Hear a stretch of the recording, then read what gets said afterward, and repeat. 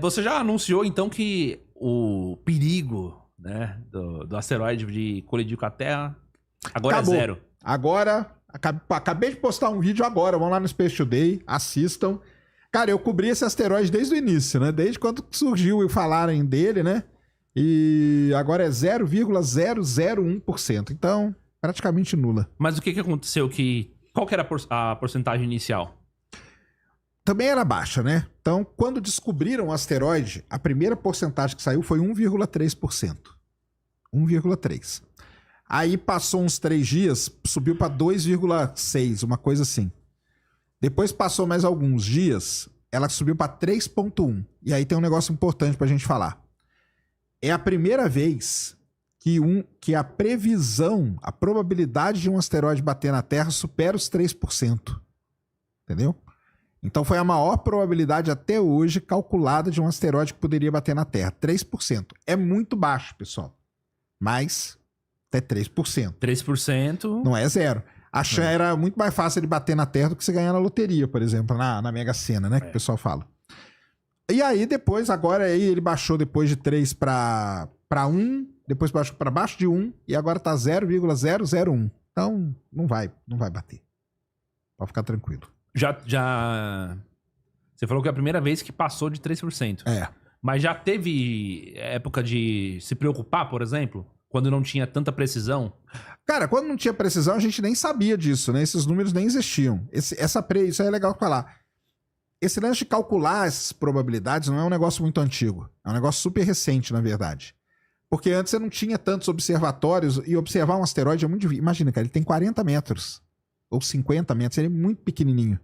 Ele tá muito longe, ele tá a milhões de quilômetros de distância. Então você precisa de um telescópio muito grande para ver ele. E esses locais que fazem essas medidas, normalmente são telescópios menores. Então, a gente não tinha isso. Só que, com o passar do tempo, as agências espaciais, elas investiram muita grana em defesa planetária, que chama, que é isso aí. Então, é muita grana. Talvez seja a divisão que mais receba grana hoje, seja a defesa planetária. É muito dinheiro investido. E a questão é a seguinte... Então, agora eles sabem que é 3%. Antes eles tinham uma preocupação para investir tanta grana, né? Exatamente. Eles tinham uma preocupação. Boa. Mas agora a gente sabe. E aí é o seguinte, existem vários protocolos que são rodados nisso aí. Só que o protocolo só é acionado quando a gente chegar a 10%. Ainda não chegamos em nenhum. O dia que algum chegar a 10%, aciona o protocolo de defesa planetária. Aí envolve o quê? Estimar onde que ele vai cair com precisão. Sei lá, vai bater em São Paulo. O que nós vamos fazer com a cidade? Tirar todo mundo daqui? Então vai ter que montar um plano para tirar todo mundo daqui, porque é gente pra caramba. Entendeu? Tentar mandar alguma coisa para desviar o asteroide. Tentar mandar alguma coisa para destruir o asteroide. Aí você dispara esse protocolo todo. Ainda não apareceu, entendeu? Tanto que o protocolo da Agência Espacial Europeia ele se chama Armagedon, que é igual ao filme.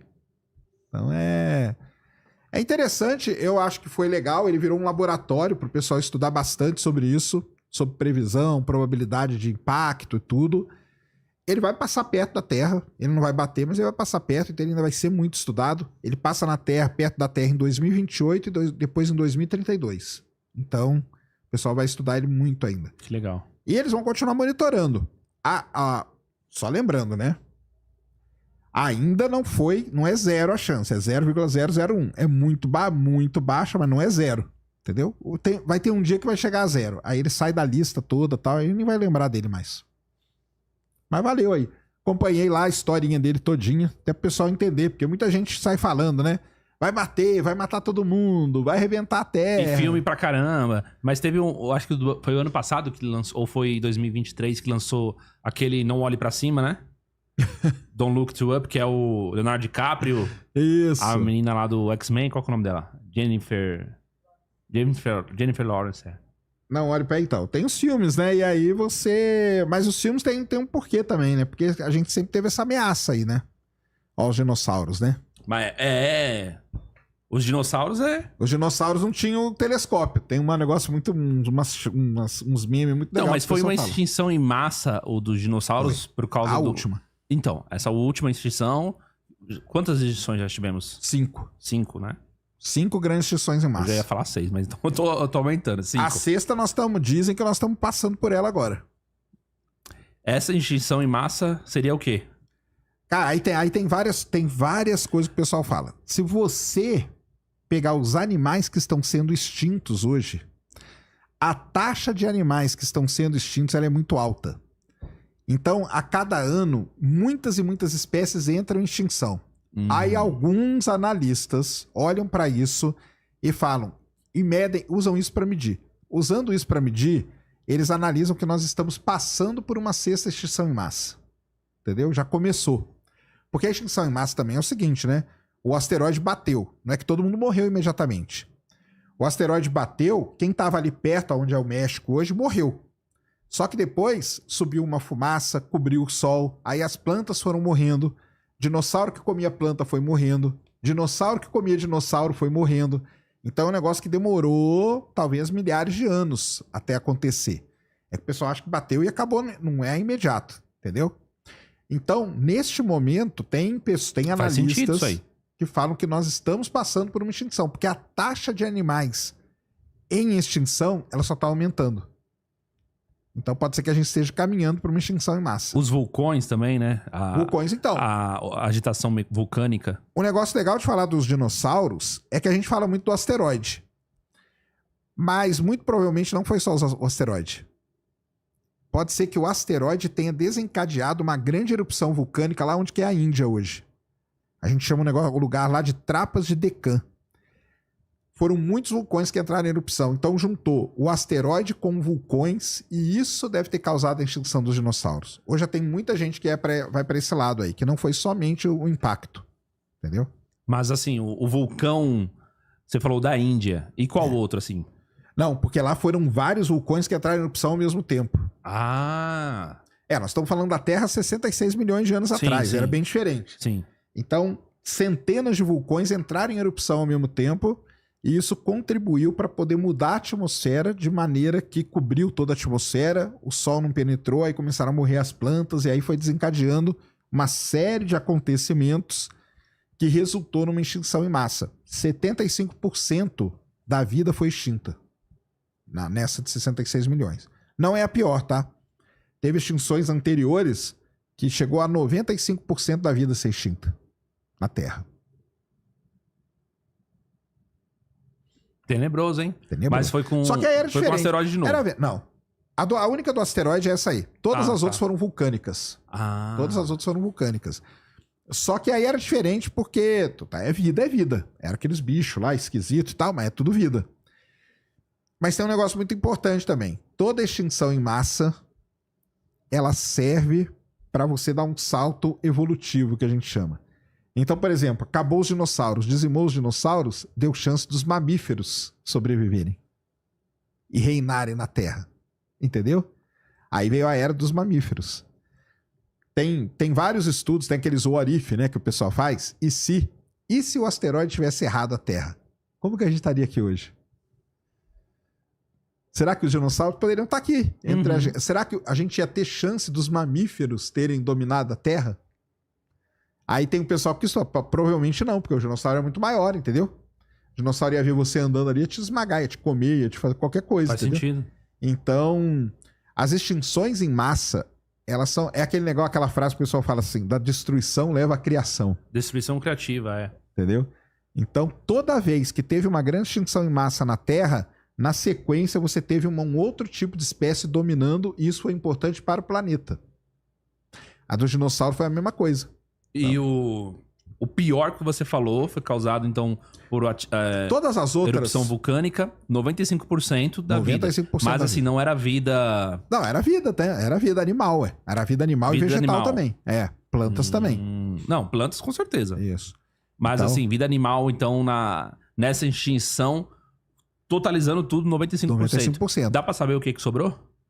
Então, o pessoal, normalmente, né, o que sobra nessas extinções são bichos, vamos dizer assim, que vivem ou muito no fundo do mar, aonde eles têm uma proteção natural, que a própria coluna de água em cima deles protege. Na própria extinção dos dinossauros, só sobreviveram as aves, e as aves que conseguiam mergulhar fundo para pegar alimento. Entendi. Porque o que estava perto dali na flor da água foi tudo extinto, o que estava andando foi tudo extinto. Só que se você era uma ave e conseguia mergulhar lá no fundo ainda tinha comida. E essas aves foram sobrevivendo e tal. Então, basicamente, o que sobrevive normalmente é coisa que tá de alguma forma protegida. Entendeu? Então, no mar, você tem uma proteção natural muito boa, que é a água. Então, pode acontecer qualquer coisa aqui em cima, se você tá lá no fundo do mar, você tá protegido. Entendeu? Então, essa que é a ideia. Então, todas as outras 4 erupções, elas foram causadas por vulcanismo. Todas elas. Porque o que acontece? O vulcanismo, como eram muitos vulcões entrando em erupção ao mesmo tempo, eles mudavam a atmosfera da Terra. Então, no começo, a atmosfera era rica num gás, depois ela ficou rica em outro. Aí, todos aqueles animais que viviam por conta daquele gás, morreram. Mas aí deu chance de outros surgirem. E aí nós vamos tendo esses saltos evolutivos que o pessoal fala. Sem contar que se a gente fosse analisar, o petróleo veio daí também, né? O petróleo vem do fitoplâncton que a gente fala. O petróleo não ele vem de bicho também, só que ele vem de um bicho chamado plâncton, que é um micro-organismo que é comido por peixes, né? Baleia e tal, come-se ou plâncton ou fitoplâncton. O que acontece é o seguinte, você tem que imaginar que você tem uma coluna de água aqui. Tipo esse copo aqui. Isso aqui é uma coluna de água. Certo. Aqui pode estar cheio, tem milhões de fitoplânctons. Quando eles morrerem e depositarem aqui, eles vão fazer uma camadona. Agora, aqui dentro desse copo d'água, eu consigo colocar quantos peixes? Poucos.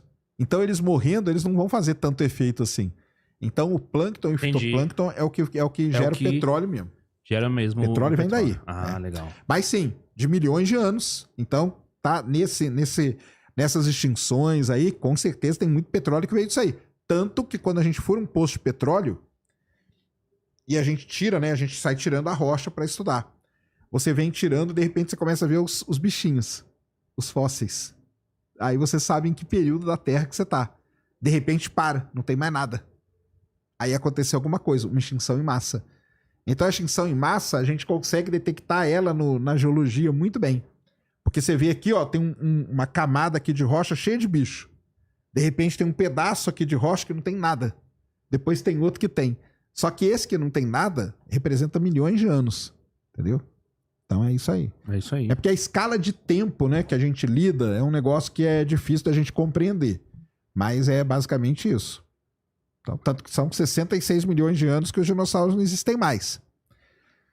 Só que aí deu chance dos peixes se desenvolverem, dos répteis, né, anfíbio, sair, procurar comida fora. Aí deu uma estabilizada, não teve nenhum evento.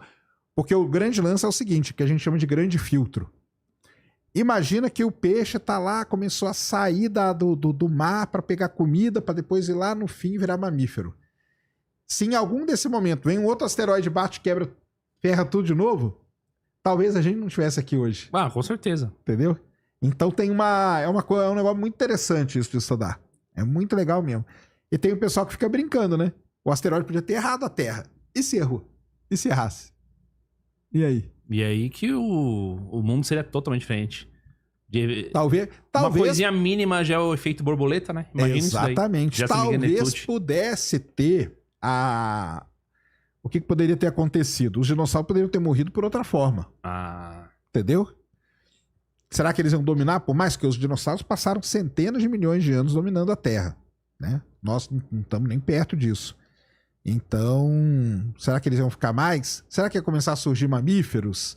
E mamíferos muito grandes também? Ia começar a rivalizar ali? Não sabe, a gente não sabe. Aí fica aí, ó, de exercício pra galera fazer. Beleza. Pra brincar. Ó, galera, deixa o like aí. Eu já vou avisar vocês que eu vou ler os superchats no final, tá? Vamos bater um papo aqui. Vamos entrar no assunto da live aqui. A barata na primeira chinelada finge que tá morta. Ela finge... Muito bom. É que ela vira, né? É. Ela vira. Aí você fica com dó, né? Aí você lá, na hora que você vira a cara, ela volta. E se regenera, né? Regenera. Lagartixa também, né? Você corta o rabo dela, o rabinho sai andando, o rabinho dela cresce de novo.